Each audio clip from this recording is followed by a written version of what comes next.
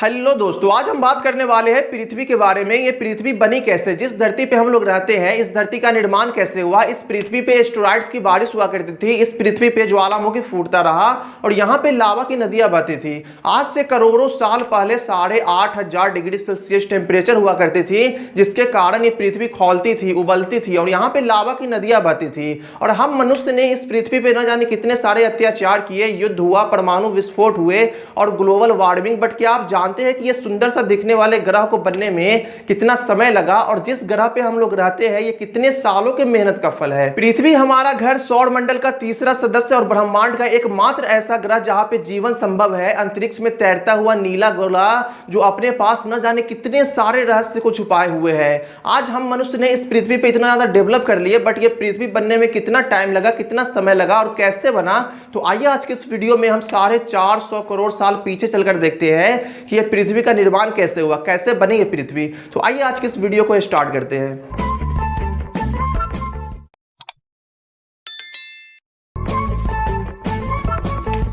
आज जहां पे हमारा सौर मंडल है वहां पे पहले कई प्रकार के धूल और बादल हुआ करता था और इस धूल और बादल से दूर एक तारा हुआ करता था और समय के साथ साथ इस तारा के अंदर ऊर्जा कम होने लगी और एक दिन बहुत ही भयानक विस्फोट हुआ और इस विस्फोट के कारण अंतरिक्ष में धूल और कण जो थे वो आपस में दबने लगे और इस दौरान बादल में स्थित कण और धूल दबने की वजह से और गर्मी की वजह से बड़े बड़े उल्कापिंड और पत्थरों में बदल गए और इसी दौरान बादल में स्थित रेडियो एक्टिव पदार्थ ने ग्रेविटी का निर्माण किया और इस ग्रेविटी के कारण हाइड्रोजन और हीलियम से बना ठंडा और बड़ा बादल जिसे सोलर नेब्यूला नाम दिया गया और ये ग्रेविटी के प्रभाव में सिकुड़ने लगा और इसके आसपास के गैस बादल के केंद्र में जाकर इकट्ठा होने लगे, जिसके कारण बादल के केंद्र में घनत्व बढ़ने लगा और टेम्परेचर भी बढ़ने लगी और जिसके कारण एक दिन इस बादल के अंदर बहुत ही भयानक विस्फोट हुआ और विस्फोट होने के बाद इसके पास मौजूद एक तारा से जाकर टक्कर हुई और इसी विस्फोट के बाद हमारा सूरज का जन्म हुआ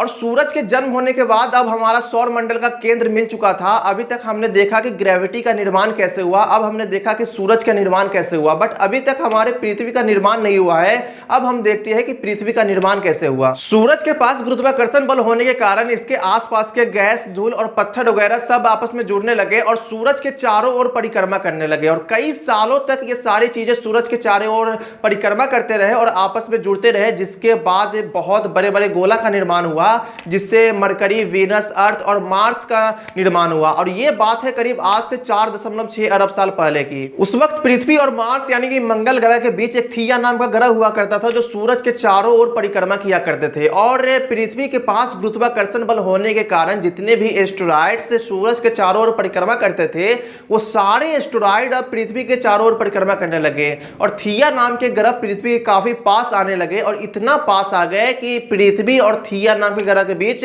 टक्कर हो गई और इतना भयानक टक्कर हुई कि पृथ्वी के कुछ टुकड़े हो गए और वो सारे टुकड़े अंतरिक्ष में जाकर बिखर गए। बट पृथ्वी के पास इतने ज्यादा गुरुत्वाकर्षण बल थे कि वो सारे टुकड़ों को अपने तरफ खींच लिए, अपने तरफ टान लिए और वो सारे टुकड़े आपस में जुड़ने लगे और जुड़ने के बाद एक बहुत ही बड़ा गोला का निर्माण किए जिससे हमारे चांद का निर्माण हुआ। इस वक्त पृथ्वी का तापमान 1900 डिग्री सेल्सियस था, जिसके कारण पृथ्वी खौलती थी, उबलती थी, यहाँ पे लावा की नदियां बहती थी और चांद का निर्माण इसी टाइम पे हुआ था। तो चांद एक आग का गोला था, बहुत ही गर्म था और चांद पृथ्वी के काफी करीब था, जिसके वजह से उस टाइम पे आज की तुलना में उस टाइम पे 25 गुना ज्यादा गुरुत्वाकर्षण बल लगती थी, जिसके कारण इस पे पृथ्वी पे लावा की नदियां और ज्यादा उछाल मारती थी और उस टाइम पे एक दिन सिर्फ 6 घंटे का हुआ करता था। इस टाइम तक धरती के वायुमंडल में एक ही गैस हुआ करती थी, मीथेन, और ये बहुत ही डेंजरस गैस होती है, बहुत ही जहरीले गैस होती है। अगर कोई भी इंसान इसे सूंघ ले या फिर किसी भी इंसान के बॉडी के अंदर यह गैस चला जाए तो कुछ मिनटों में ही उसकी मौत हो जाती है। ये गैस सूंघने से कैसे मौत होती है तो मैंने पिछले वीडियो भोपाल गैस डिजास्टर वाली वीडियो में पूरे डिटेल में समझाया है। अगर आपने वो वीडियो नहीं देखे तो मैं डिस्क्रिप्शन में नीचे लिंक दे दूंगा,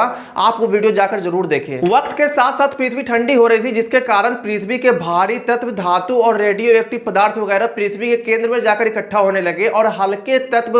वो पृथ्वी के सतह पे आने लगे। ज्वालामुखी से निकलने वाली अलग अलग प्रकार की गैसों ने वायुमंडल का निर्माण किया, बट पृथ्वी अभी भी बहुत ज्यादा गर्म थी और यह समय था आज से करीब 4 अरब साल पहले की। लाखों करोड़ों साल तक उल्कापिंड की बरसात होती रही और उस उल्कापिंड में मौजूद था साल्ट, मिनरल्स और वाटर। और लाखों करोड़ों साल तक उल्कापिंड की बरसात होती रही जिसके कारण पृथ्वी की ऊपरी सतह पूरा पानी से भरने लगा और जिसके बाद समुद्र का निर्माण हुआ। और उस टाइम तक पृथ्वी की ऊपरी सतह पूरा पानी से भर चुका था और चारों तरफ समुद्र ही समुद्र थी, बट अभी भी यहाँ पे ऑक्सीजन नहीं थी और यहाँ पे नहीं जीवन था। हमारे पृथ्वी के सबसे अंदर का कोर रेडियो एक्टिव पदार्थ से बनने की वजह से हरदम गर्म होते रहता है और पृथ्वी की ऊपरी सतह जब ठंडी हो जाती है तो नीचे की गर्मी बाहर नहीं निकल पाती है जिसके कारण ज्वालामुखी का निर्माण होता है। और यही चीज उस टाइम पे हो रहा था। उस टाइम पे पृथ्वी की ऊपरी सतह पूरा पानी से ढका हुआ था, पूरा ठंडा हो चुका था जिसके कारण नीचे की गर्मी नहीं निकल पा रही थी, जिसके कारण अंदर ज्वालामुखी बनना स्टार्ट हो गया और हजारों की तादाद में ज्वालामुखी निकलना शुरू कर गया